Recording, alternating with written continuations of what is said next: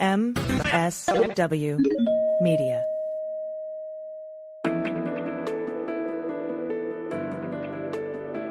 Spy Talk, a podcast at the intersection of intelligence, foreign policy, national security, and military operations. Hi there, I'm Jeff Stein, and this is Spy Talk. Last month's spectacular terrorist attack on a concert venue on the outskirts of Moscow, which left 144 people dead, many more wounded, was quickly followed by startling news that U.S. intelligence had warned the Russians about the impending assault. When the Kremlin said the warnings hadn't been specific, moreover, U.S. officials pushed back, saying in effect, oh yes they were, and added details to its rejoinder.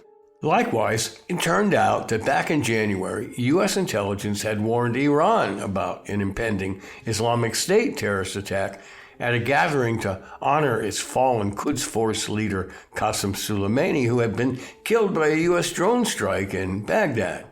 The revelations that our spy services had actually warned two of our greatest mortal enemies astounded many people and triggered a lot of acidic commentary, confusion, and the inevitable conspiracy theories on social media. But my guest today, former CIA case officer and base chief Laura Thomas, who held a number of senior intelligence positions during her nearly 16 years of government service, says those actions followed a standard practice in American intelligence. It's called a duty to warn. And she's here to explain how that seemingly esoteric, even confounding practice is not only a staple of the spy world, at least on the American side, but it has some espionage benefits as well. Laura Thomas, welcome back to Spy Talk. Great to have you again. The issue at hand is the concept of duty to warn. There's been a lot of reporting on and confusion about news that the U.S. intelligence community warned the Kremlin that a terrorist attack was coming last month, and it turned out to be a terrible attack, killing a lot of people, wounding a lot of people. And there's been follow-up reporting saying that the Russians didn't take it seriously or thought maybe it was a trick or deceit. So let's talk about this concept of duty to warn. What does that mean? It is at its core, if something really bad is going to happen that could be significant loss of life, then CIA or whatever intelligence organization receives that information has a duty to warn the entity where that attack could occur, either the authorities or an individual, if it's an attack against a specific individual. And it's ultimately to try and help prevent loss of life. But a lot of people are confused by the idea that we would warn Putin, our bellicose adversary, to say the least. Why would we warn them? There's an interesting intelligence and clandestine espionage angle to this, isn't there? Mm-hmm. Yeah. And, I'm not incredibly familiar with the Russia context, so I'm not commenting specifically on this, latest Moscow warning or alleged warning to Moscow. But you would warn an adversary if you believe that the loss of life in that country will be such that, one, they're innocent civilians, their lives are at stake. There could be U.S. citizens that are in the area that could also, be wrapped up in an attack. There are also some other reasons other than just loss of life. If you're warning an adversary, it could portray to that adversary, perhaps the intelligence organizations on the other side, that, wow, the U.S. intelligence community does know quite a bit. And maybe if they're tracking this, what else are they tracking? And that can be used in a good way in the sense that CIA must know a lot. But also for an intelligence officer on the other side, wow, they would choose to do this and potentially, help prevent a loss of life for an adversary. Perhaps they really do take care of their people to include their assets. So there's kind of a freak out issue here. When you warn the Kremlin, when CIA warns, they slip a note, they request a meeting, let's say, in Moscow and say, we know that you're going to be hit hard by a terrorist attack, and we have a lot of the details on that. Maybe we don't know exactly when and where it'll happen, but we're pretty close to telling you that there's a freak out factor in Russian intelligence where they say, oh my God, they know so much about us that we don't even know. They must be all over us. Secondly, you're saying that a Russian intelligence officer who is disgusted by Putin's leadership, let's say, or pervasive corruption would say, well, gee, if the CIA knows that much about me, or U.S. intelligence knows that much about us, then they might protect me if I want to defect. Yeah, it could, that ideally that would be the case. I do think we also, let's also not fool ourselves completely. Just because we as Americans think a certain way, and maybe I would find it to be noble that another country would warn us, even if we were their adversary, to prevent loss of life, perhaps that would not be perceived by certain services, certain countries, certain cultures as a noble or smart thing to do. So, I don't want to pretend that the idea of trying to lure an adversarial intelligence officer across the line using duty to warn is just, the most effective way at recruiting a foreign intelligence officer, because sometimes people just don't think the same, that we do. But at the end of the day, one thing that I think is worth being said is there is this North Star with CIA and in the US about the duty to protect innocent loss of life. And, I know we can debate, well, then what about this? What about that? CIA's done this in the past, these wars. And not to say that there's not debate here, but generally, in my experience at CIA and all the people that I worked with, there was a deep concern about innocents dying, and no one wanted to see that. And you've indicated in your writing and your tweeting that this is very common, that you've experienced this a number of times. It sounds like you've written a number of cables back to headquarters saying, I have given a duty to warn to X country or X organization or individuals. Is that correct? It's pretty common? I'm not able to comment on how common it is. Certainly, I've experienced it. Would I say that I'm a pro at duty to warn because I've just, rattled them off so many different times? No, definitely not. It's not something that I think every CIA officer has done. But if you work on certain topics and in the field enough, you're probably going to run across it. Mm-hmm. And let's talk a little bit about the mechanics of this, how it actually works. Now, as most people who listen to this podcast probably know, that the top CIA officer in any country is known to the host. He's a declared officer. Or she, excuse me. Thank you. and that, so how would it work?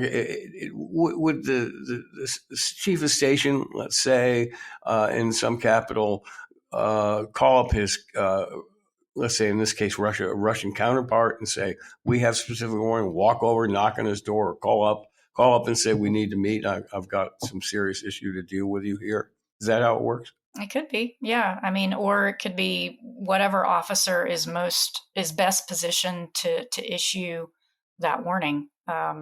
There's not a specific formula that one would use in every single scenario. Who is the best, sort of the best athlete approach? Who's the best person to go do this? And there are all sorts of things you would think through. Is it someone that they've met with before that would be a familiar face that, of course, they're going to pick up the phone? Of course, they're going to meet with you. If it's someone that perhaps you've never met before, then what is the right officer to pair with that individual to make sure that the message is at least listened to and hopefully received in the best way possible? Just goes to show you again that relationships are everything. Yeah. Well, in life in general, but particularly in an intelligence field, knowing each other, anticipating each other's moves, having insight into the adversary is and partners is really, really important. Now, in the case of Russia, according to public reporting and U.S. Officials who have addressed this issue, the Russians didn't really take our warning on the concert terrorist attack seriously. I suspect that is not uncommon among adversaries where we give them a warning and they say, "What are you up to?" They expect some trickery. Yeah. I don't know the case with Russia, and Russia wasn't a topic that I worked on when I was at the agency. But in general, and I think this goes to any large bureaucracy, and I would include the United States in this US government, often an inaction is not necessarily because people didn't have the right information or there was an intention to do the right thing, but it's just when you have a big bureaucracy, there's a lot of incompetence and there can be arrogance, and it's just a system, and the system doesn't always work in the right ways that it should work. Give me an example. Well, I mean, you could point out all the different intelligence failures that are publicly known over the last 40 years or so. I think you would go back, and if you forensically look at it, you could say, well, this person did report and they did know, and yet they still failed to stop an attack. Obviously, I think the biggest one on people's minds recently is Hamas and their attack on October 7th against Israel. I mean, looking back on it forensically, we see that there were people reporting up that there was movement. Some of the superiors didn't take it seriously. You have an over-reliance on SIGINT. You probably had a not very good HUMINT occurring in Gaza at the time. And you have, an arrogance in the sense of, we've got this wired. We don't think that they have the will or the intent to do this, and they're focused on other things. And let's whittle that down a little bit. The Hamas-Gaza situation, we've reported, based on our intelligence sources, that CIA kind of farmed out coverage of Gaza and Hamas to the Israelis. I mean, it's their backyard. It's a domestic problem for them. We're much more interested in Hezbollah, which we're all over all the time, or supposedly, tracking very, very closely via Beirut and other places. But we weren't paying close attention to Hamas because that was an internal Israeli program. So we were involved in a duty to warn situation there. Is that correct? I mean, certainly, if we had information that would have prevented or somehow notified folks of something that we didn't think they knew, then yeah, we would have passed that, in my view. I mean, like, I don't know exactly what happened in that scenario, but Israel is considered an ally. Sure. So yeah, I mean, it would almost be part of a normal, liaison relationship. It wouldn't necessarily be a duty to warn. It would just be, of course, you're going to share information with allies. Now, we, according to public reporting and based on conversations with current U.S. officials, we gave Iran early warning of a terrorist attack in Iran by militants inside the country. Now that's got to be a really interesting conversation to have with the Iranians. And according to some of the reporting, they didn't believe it either. In the same way that the Kremlin didn't really take our warnings of the terrorist attack outside of Moscow very seriously. So that's a really important issue. Now, going to extremes here, Israel says it's going to hit Iran. If we had plans, just speaking theoretically here on this duty to warn tradition or practice, if we had early warning of Israel's plans to attack, of Israel's exact plans to attack Iran, are we going to warn Iran about that? Absolutely not. So duty to warn has its limits. Absolutely. I mean, you have to use common sense. And there's actually a regulation. It's ICD 191. If you go up, you can see that there are carve-outs for if you're in an active war zone or an entity that has essentially declared war or done something warlike, then no, you're not going to go and warn them that someone's going to respond to your attack. So there is no, this is not something that's so set in stone that people can't follow good judgment or common sense. And that's, sometimes government in a bureaucracy, you have bureaucratic regulations, and sadly, common sense goes by the wayside. I think in the duty to warn scenario, people are using their best judgment. And it's not as if an Israeli attack on Iran would be a big secret. I mean, they're saying they are preparing for that. I mean, the Iranians have to, presumably they are preparing for it. Israel has said that they will respond. I would expect that they are going to respond. So why would we, we're not going to warn them about something they already know.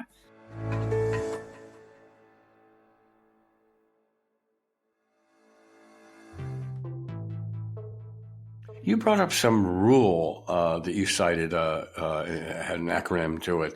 Is there a rule on duty to warn? Is that what you were referring to? Yeah, it's essentially a regulation, which is different from a law.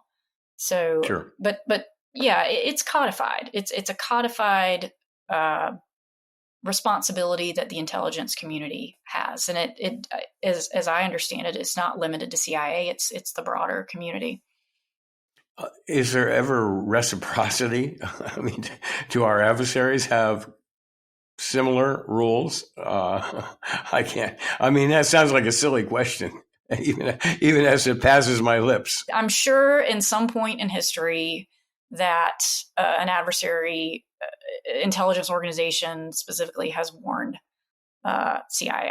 But as a common expectation, no, I highly doubt it. Though, of course, I've not worked every single target out there, so I wouldn't necessarily know. But in my experience, no, I've never heard of a specific warning from an adversary. In your experience, you've never heard of China or Russia, much less Pakistan, warning us of a terrorist attack? It could be that they are, but it's not a duty to warn and a codified. What I'm saying is it's not a codified thing. Like if they want to warn us because they believe it will gain them whatever leverage in negotiations or goodwill that somehow they think will be beneficial to them. What I'm saying is I think that's a bit different when you look at it from the U.S. perspective, which I do believe comes out of truly a sense of trying to protect innocent loss of life, rather than we're only going to use this duty to warn in order to buy ourselves some sort of leverage over another country. That doesn't mean that we don't want to find some leverage in it, but that's not the ultimate foundation of the duty to warn, in my view. Do you have an idea when this began, when this rule was promulgated? Was it during the formation of the CIA in 1947, or was there a particular incident that made U.S. officials say, we really got to get on the right side of this issue? Do you know when it began? I don't know. I have heard around 2015 that's when it began. I was there before that, so there was never a point in time where I'm like, oh, now there's a duty to warn. It's just always been something that I was familiar with since the beginning. So even if it was not codified, I believe that it was something that was still carried out as a courtesy. Mm-hmm. And you say during your career, you were involved in duty to warn machinations, let's call them. Yeah. What kind of response did you get? I know you can't talk about specific incidents, but can you talk in general about what kind of response you got when you approached an adversary service and said, you better button up, there's an attack coming? Can you describe that a little bit? Just an acceptance, very stoic-like response. Stoic-like. What are you trying to do? What are you screwing with my mind? Yeah, I mean, and I don't know that I would expect much different.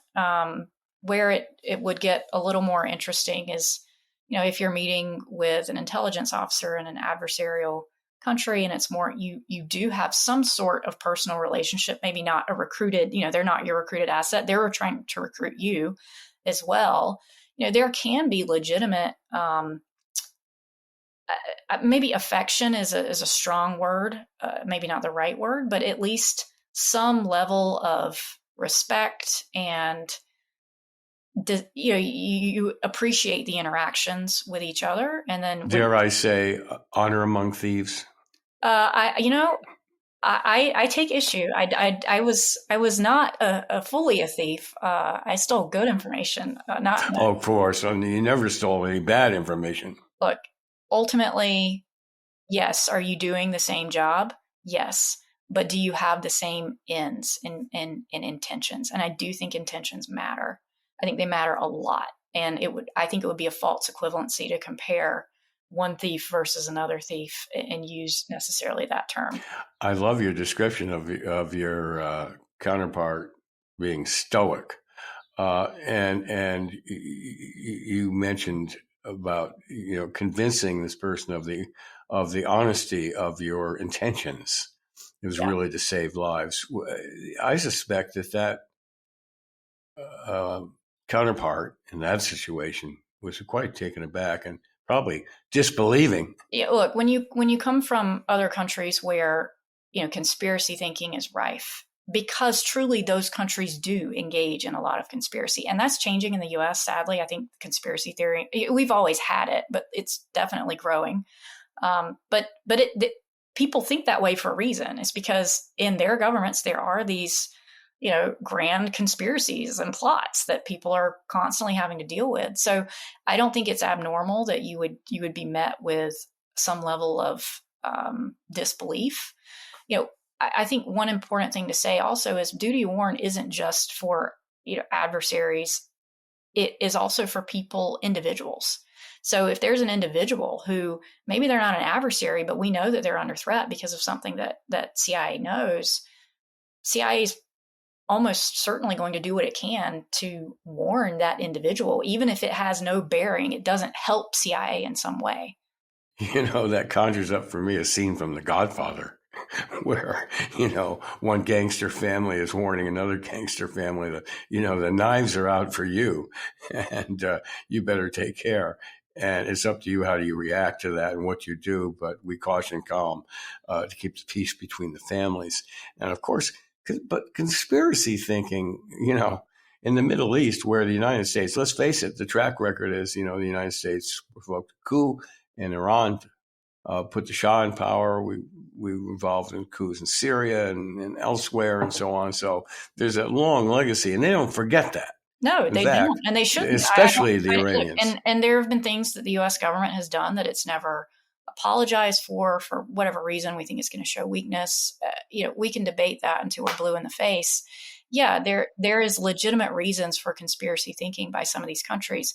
What I will say is that so much has changed since that I don't even know the exact date, but 1980s, 90s, moving forward, coup making and plotting, that was just never part of my time at the agency.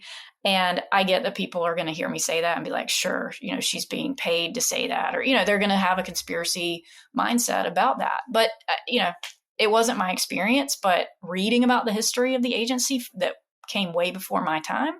Yeah, there was a lot going on. Apparently, I don't know, I wasn't there at the time, but it was pretty mind blowing of some of the stuff they were attempting to do and just how unsuccessful it was. And I think from that, a lot changed and for the better. Well, we brush these things off. We go on. We're so internally, domestically focused America traditionally. We're seeing it again, the strong strain of America first in American politics today. But to these countries that are affected, we're the elephant squashing mosquitoes. And the 1953 coup that overthrew Mossadegh in Iran is the principal event of their modern history. It drives at least the leadership's hatred for America. Oh, I think a lot more than that drives it. It's a sense of truly feeling like they should be the regional power in the Middle East, that their version of Islam is the right one. I mean, I think there's so much beyond Mossadegh that would drive a mindset of Iranian leadership today. But on the flip side of that, when you have potential sources who believe that the U.S. does have a lot of power and it does play and legitimately does play a quite significant role in the world, that's the power that you can try to go to intercede and help change things if you don't like the way things are going. And that's a very powerful force to feel like you can ally yourself with someone or an entity that can truly affect change if you feel powerless.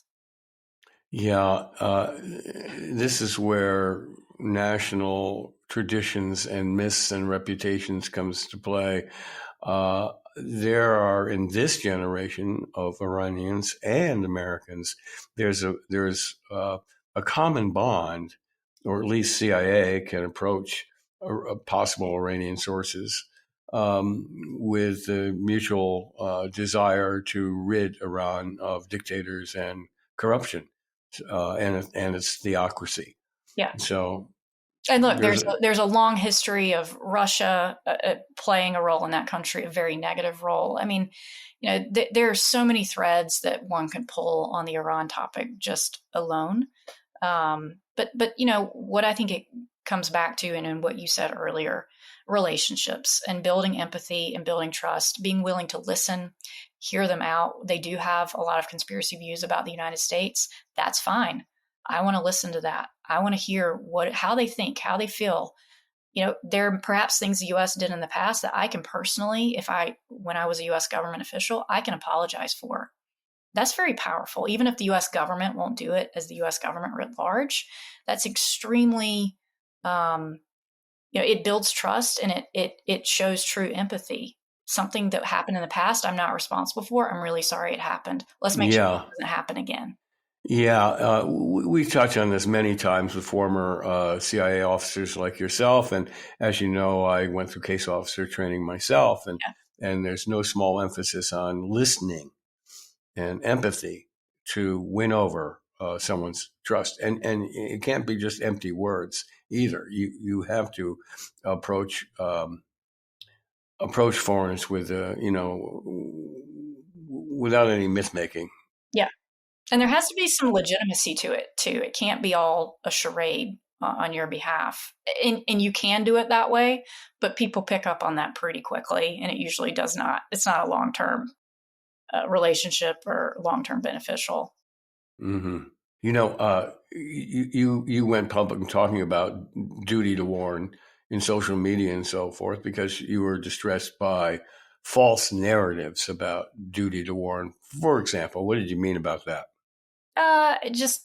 I saw a lot of the typical comments. Well, did you warn certain dictators before you were about to oust them? And it's things like that. It's like, okay, fair point. The CIA has apparently, again, I don't know the records. I wasn't looking into what we were doing in classified research in the 1950s, but from, many books that have been written, fair point. But let me tell you how I have experienced it working in more modern times. So you just sort of move aside that criticism and get back on the topic that you want to deal with your adversary, your counterpart in this turbulent world. Now, someone raised a very good question. You said you'd write about it later. This was on X, formerly known as Twitter. Mm-hmm. Said, Would we warn Putin of a plot to overthrow him? You said, that's a really interesting question. I'm going to write about that later. How about tipping your hand here and letting us know what you would say? Yeah, I don't have a great answer for that right now. Generally, I think Putin knows that he's under threat from a multitude of different angles. So one aspect of the duty to warn, if someone reasonably believes that their life is under threat, you don't have to warn them that their life is under threat. You're already telling them what they already know. So no, I mean, that would just be a waste of time for both parties. But that dodges the question a little bit, I have to say. If we got specific knowledge of let's say, Ukrainian plot to assassinate Putin when he was in a certain place, mm-hmm. Would we warn him, do you think? I don't know what current leadership would decide, what the person on the ground would decide. That raises another really interesting question. How far up do these decisions go? For example, the decision to warn the Russians about the terrorist attack at the concert venue. Do you think that went to White House leadership? I don't know about White House. I would imagine that if it's something, to that magnitude, I would expect that seniors at CIA would have would have known about it in advance. Well, we've been very public. The CIA and national security officials have been very public because the Russians dismissed the notion that we had given them warning, and then U.S. National security officials says, "Oh yeah, well we were really specific, and this is what we told you." Bop bop bop bop. And when Russians dug in and they said, "No, you didn't," we said, "Oh yeah, well we told you this, this, and this." Yeah. So there was a back and forth. Yeah. And what I'm saying is, in advance of the decision to carry out a duty to warn like that, I would expect that the most senior levels of CIA leadership would be tracking that was about to happen. Whether or not the White House knew, I don't know. I would imagine, but that again, Russia's not a topic that I'm is really in my background, so I don't know. Let's say there was a plot to assassinate Xi Jinping, and it was brought to a Trump White House, and CIA, U.S. intelligence officials, stated in the Oval Office, well, we believe it's our duty to warn, to tell the Chinese president that there's an attack coming on him, or a major terrorist attack in Beijing. Yeah, good thought experiment. I mean, I don't know that CIA would go to the president, Trump, or any president, Biden.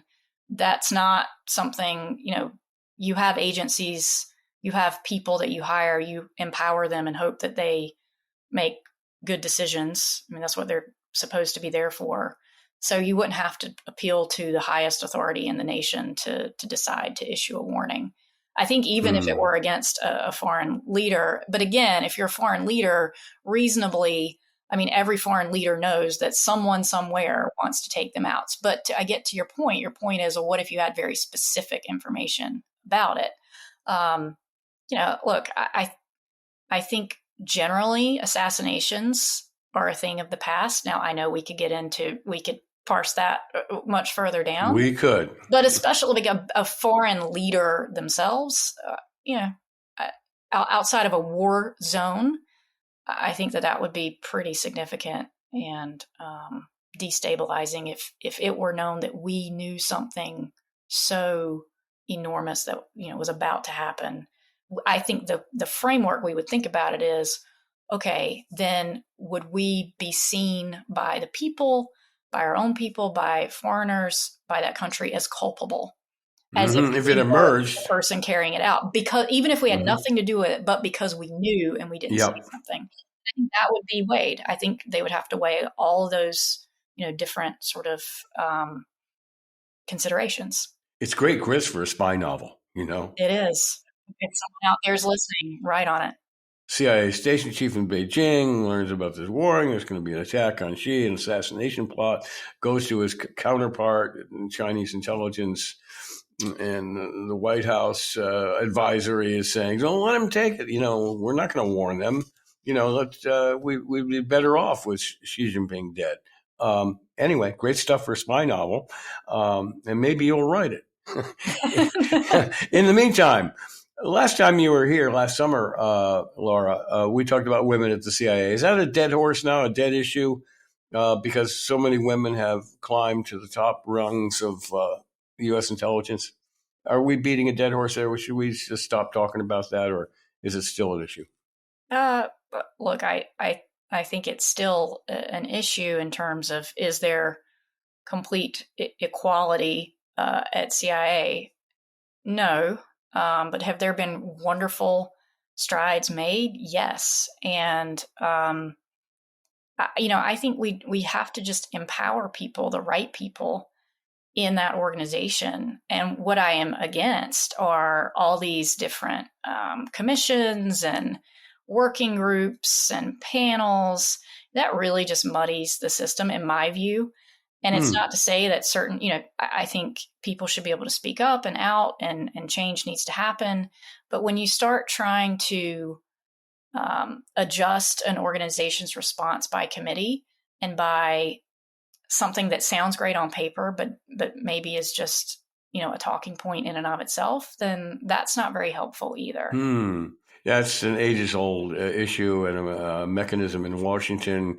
You want to, kick the can down the road, you form a commission and study it. Right. And I guess my point is there are so many really big challenges that the agency faces. And do I think that women, the inequality of women is the biggest challenge that organization needs to fix? No. Does that mean it doesn't need to fix it? No. I think that there are better ways to address it, which is addressing just generally the mediocrity that we sometimes see in a bureaucracy. You can change that, then you change sort of the downward sort of cascading effects of that, which will include, a lack, I think, of some of the awful, examples and stories we've heard about women's mistreatment. Absolutely. I must say, I keep hearing, I've heard for years, I've been writing about this for decades now. The constant refrain is mediocrity of middle management at CIA. And of course, it could be at the Federal Trade Commission too, yeah. So CIA. Yeah. But CIA is a critical mission agency, an action agency where mediocrity can really put the glue in the works of a promising operation, or really screw it up, or not take the appropriate action, being overcautious and so on. And I'm going to keep addressing this down the line because I don't know how you get rid of mediocrity. I'm personally very pleased with the leadership so far that Bill Burns has shown. I think he's a gifted leader, I must say. I hate to be proven wrong tomorrow. But right now, it's nice to have someone in there that I think someone we can admire on many levels. So Anyway, Laurie, you're always a great guest. Thanks so much, and thanks for throwing some light on this contentious or confused issue of duty to warn. And we're going to see a lot down the road on this issue for sure. Right. My pleasure. Thanks, Jeff. And that's it for this week's Spy Talk. Be sure to check out our complete podcast archive at the MSW Network or on Apple or Spotify or wherever you get your podcasts. And please do leave us a comment, good or bad. We love hearing from listeners.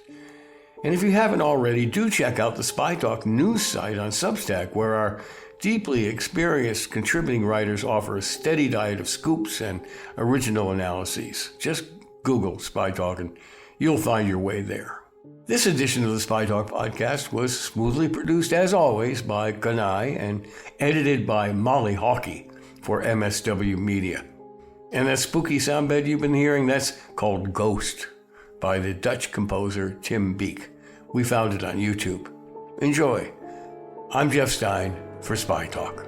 For more original reporting and insights like this, subscribe to spytalk.co on Substack and follow us on Twitter at @talk_spy. If you enjoyed our podcast, subscribe and leave a review on Apple Podcasts, Spotify, or wherever you get your podcasts. MSW Media.